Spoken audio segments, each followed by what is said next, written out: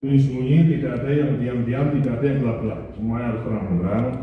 Maka pusat pelayanan terpadu itu adalah zona hijau namanya. Jadi semua orang diterima di tempat itu. Zona hijau di mana orang boleh ketemu sama orang di tempat itu. Maka ada juga kalau ada zona hijau, maka ada namanya zona merah. Zona merah itu misalnya seseorang yang berkepentingan itu ketemu dengan pejabat dengan kepentingan dia, itu nggak boleh. Ya, jadi segala aduan, segala hal yang memang perlu dibicarakan harus dibicarakan secara resmi. Termasuk saya pribadi membatasi orang-orang yang barangkali dia punya dapur, dia mitra, dia supplier lah, dia entah apalah begitu, saya membatasi untuk tidak saya terima di ruangan saya. Sekali lagi, belum tentu kalau saya terima itu kemudian saya bicara hal-hal yang tidak etis, tapi kalau saya terima itu membuat orang menduga-duga, jadilah yang namanya fitnah. Jadi saya daripada menjadi diduga-duga oleh orang, apalagi diduga-duga oleh publik, diduga-duga oleh netizen, diduga-duga oleh masyarakat, dan itu diduga-duganya adalah diduga-duga yang negatif, lebih baik itu kita hindarkan. Dan saya bersama dua wakil saya berkomitmen dan kami membawa budaya ini sampai ke level bawah. Di level eselon 1, eselon 2 dan seterusnya, saya larang dengan keras menerima pihak-pihak yang berkepentingan secara gelap-gelap, diam-diam. Semuanya harus direspon dengan cara yang proper, yang baik. Ya. Saya ingin Badan Gizi ini memiliki semacam SLA atau standar layanan yang betul-betul handal. Ya.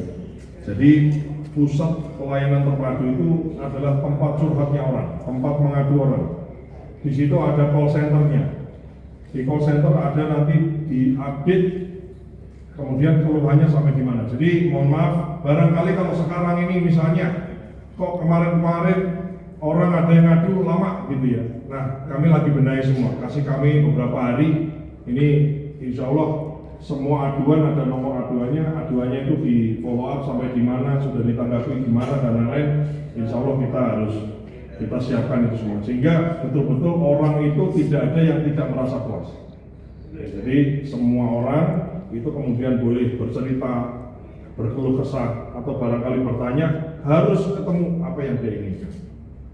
Termasuk pusat pelayanan terpadu ini, baik sistem ada WhatsApp, ada SOK, ada website, ada call center dan lain-lain.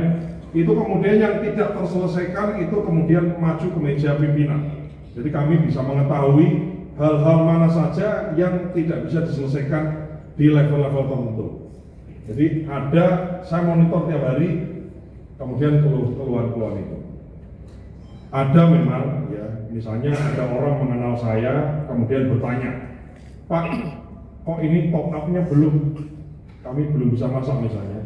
Tetap itu juga bagian dari kita follow up. Ada masalahnya dan terus, tapi tidak kemudian saya berikan salurannya dengan saluran yang benar. Jadi maksud saya kepada siapapun yang mengenal kami boleh gitu, WA kami boleh, tapi kalau bisa tuh jangan WA langsung lah gitu. Menghindari fitnah-fitnah ini ya.